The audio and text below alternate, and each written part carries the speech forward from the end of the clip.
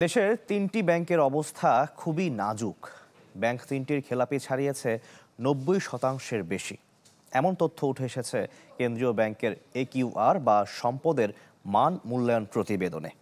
বাংলাদেশ ব্যাংকের গভর্নর বলছেন, খুব শিগগিরই AQR ব্যাংকগুলোকে একীভূত করা হবে।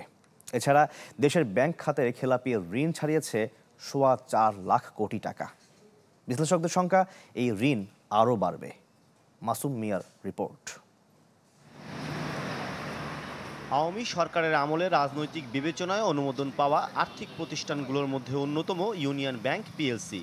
২০১৩ সালে কার্যক্রম শুরুর পর থেকে গেল মে মাস পর্যন্ত প্রতিষ্ঠানটি ২৩,০০০ কোটি টাকা আমানতের বিপরীতে ঋণ দেয় ২৭,০০০ কোটি টাকা, যার ২৬,৫০০ কোটি বা ৯৮%ই এখন খেলাপি, যা উঠে আসে কেন্দ্রীয় ব্যাংকের AQR বা সম্পদের মান মূল্যায়ন প্রতিবেদনে।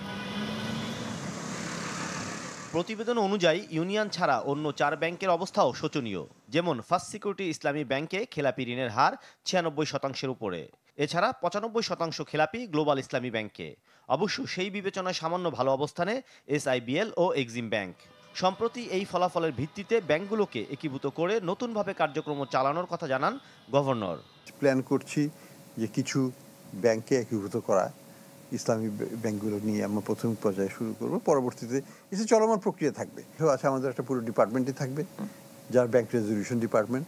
তাদের কাজই হবে যদি ব্যাংকগুলো নিজেদেরকে ধ্বংসের পথে নিয়ে যায়, সেটাকে তার আগেই এটাকে করে নেওয়া, কন্ট্রোল নিয়ে সরকারিকরণের মাধ্যমে তাদেরকে হয় একীভূত করা, লিকুইডেট করা বা যেটাই করা হোক সেটা করা।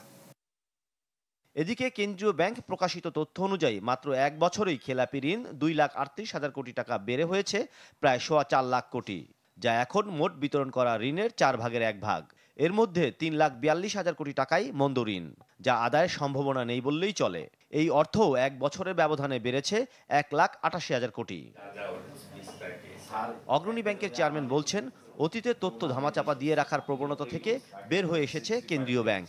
এই ঋণগুলি বাড়ার কারণ একটা হলো ল্যাক অফ মনিটরিং সুপারভিশন, আর গত ১৫ বছর ধরে left and right without proper assessment, without proper due diligence lending করা হয়েছিল, মোস্টলি নেম লেন্ডিং। হয়তো পলিটিক্যাল প্রেশার ছিল, এই বোর্ডের উপরে প্রেশার ছিল। মার্চ শেষে ব্যাংক খাতে প্রভিশন ঘাটতি দাঁড়িয়েছে ১,৭০,০০০ কোটি টাকা। মাসুম মিয়া, চ্যানেল 24, ঢাকা। বসুন্ধরা ডায়াপেন্ট এখন আরো উন্নত। এই hot air through top sheet দ্রুত শোষণ করে সোনামণিকে দেয় কোমল অনুভূতি।